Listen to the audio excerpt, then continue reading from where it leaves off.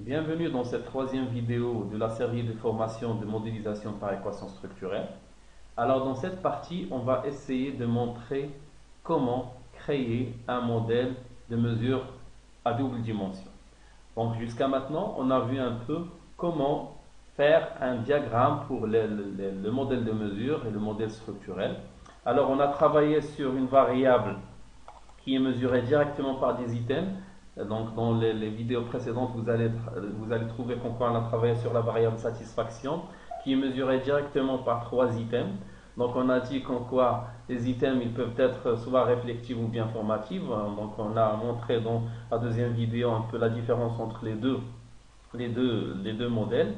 Donc généralement on va tracer le diagramme, donc il va être similaire à ce diagramme. Donc nous avons la satisfaction mesurée par l'item 1, l'item 2, l'item 3. Donc les flèches, donc ils pointent de la satisfaction, de la variable latente satisfaction vers les variables manifestes. Alors si le modèle est réflectif, on va inverser les flèches. Donc vous aurez un peu les détails dans la vidéo qui fait la différence entre un modèle réflectif et formatif.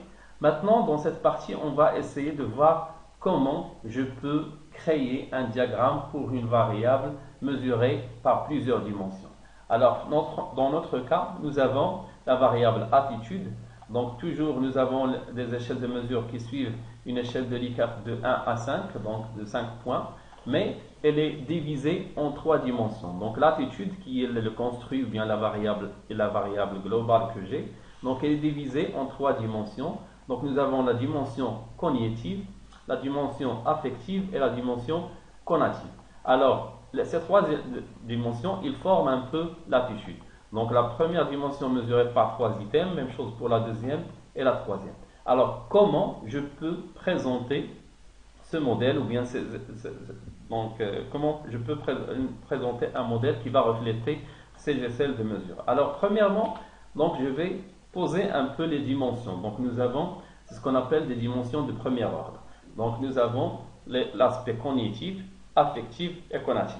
Alors, chacune de ces dimensions, elle est mesurée par des items. Bon, pour conatif, nous avons l'item 7, 8, 9, affectif 10, 11, 12 et conatif. Donc, la liaison entre la dimension et ces items, elle se fait via des flèches. Donc, ici, nous avons un modèle, donc on va supposer que c'est un modèle réflectif. Donc, puis, nous avons la variable attitude qui est liée directement à ces trois dimensions. Alors, comment je peux lier ces trois dimensions? Il faut bien faire attention si ces trois dimensions elles sont différentes entre eux. Donc, généralement, c'est un modèle formatif.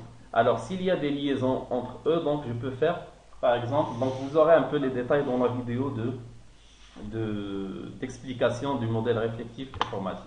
Donc, dans ce cas, généralement, j'aurai un modèle comme celui-là. Donc, nous avons la variable globale ou bien le construit qui est l'attitude. Elle est composée par trois dimensions cognitives, affectives, conatives.